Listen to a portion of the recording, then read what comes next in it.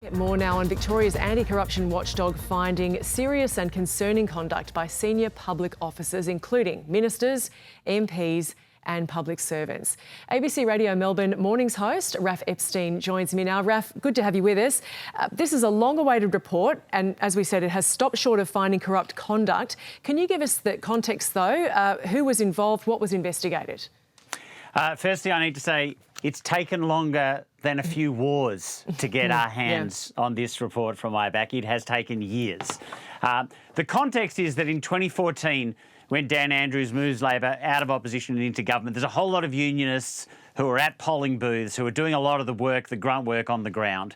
That's 2014. In 2016, there's a pay deal that is grinding on between the Firefighters Union and the government. The significance of the IBAC report is essentially that there was a backroom deal. What IBAC is saying is that the government threw out the rule book. Daniel Andrews says he did this in the public interest. He told IBAC that. But IBAC is saying that Peter Marshall, as you mentioned, exerted influence and extracted concessions in ways that should not have happened, effectively in a backroom deal by going around the minister who was responsible at the time. Victoria Elliott told me that today on the radio. Let's have a listen to what she had to say. Yes, we did. We did find that he authorised the then Special Minister for State, Mr Gavin Jennings, with the assistance of the Deputy Secretary of Department of Premier and Cabinet, to conduct an undisclosed backroom deal with the Secretary of the United Firefighters Union, Mr Peter Marshall. And their actions in conducting this deal was contrary to government policy procedures, their respective codes of conduct, conventions. So, Raf, tell us a bit more about the significance of these findings and also give us a bit more there about the point you made that this has been years before it's been tabled. What was stopping it? Oh, well, people like Peter Marshall were taking the corruption watchdog to court, and other people as well were trying to stop the release of this report.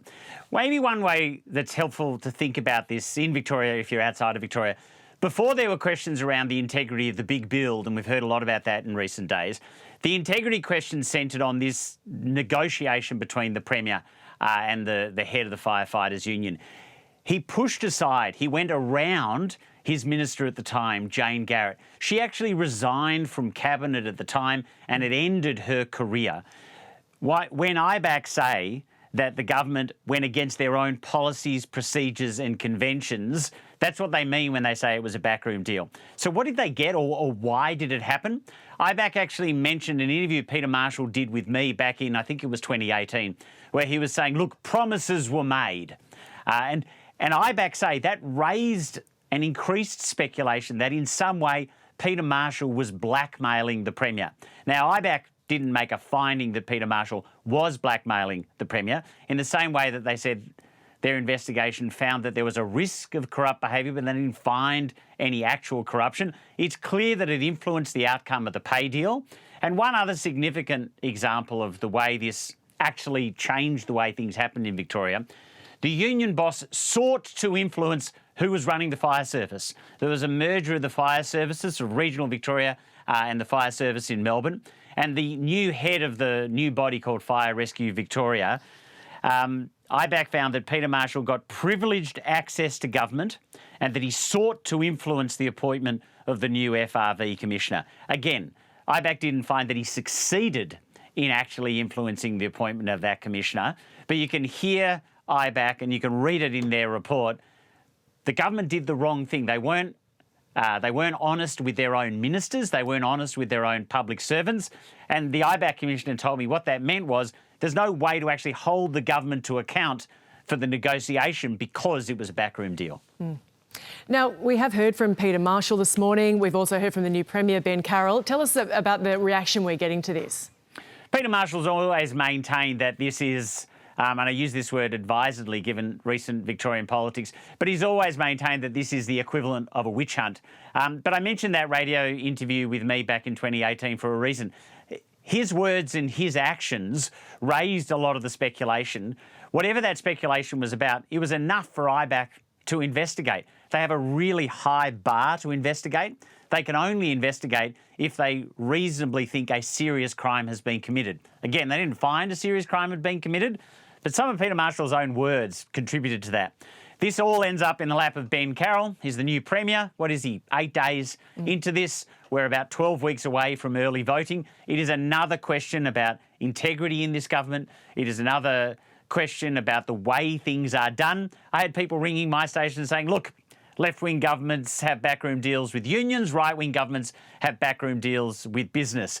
What IBAC is saying is, no, we don't want deals run this way. We've got systems so that people can be held properly to account, so that we can run a ruler over things in an open and transparent way.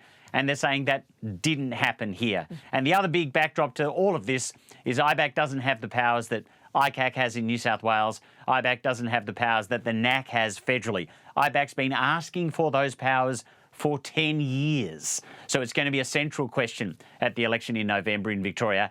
Can you give more powerful tools to the corruption watchdog in Victoria? And so what happens now as a result of this report? Well, there's no result other than the impact on our politics and on our debate. There's no charges that flow from this. There's been no statement yet from the former Premier Dan Andrews. I think it just goes into that general mix, that general swirl. There are real questions of integrity around this government. There's no direct consequence, but there is a reason that last week Ben Carroll, when he stood up, the first thing he said when he was Premier, the first thing he said to the media, and he said it to me on the radio this morning, I am not Dan Andrews, I am not Jacinta Allen, and integrity will not be optional in the government that I lead. He clearly knows these are significant weaknesses.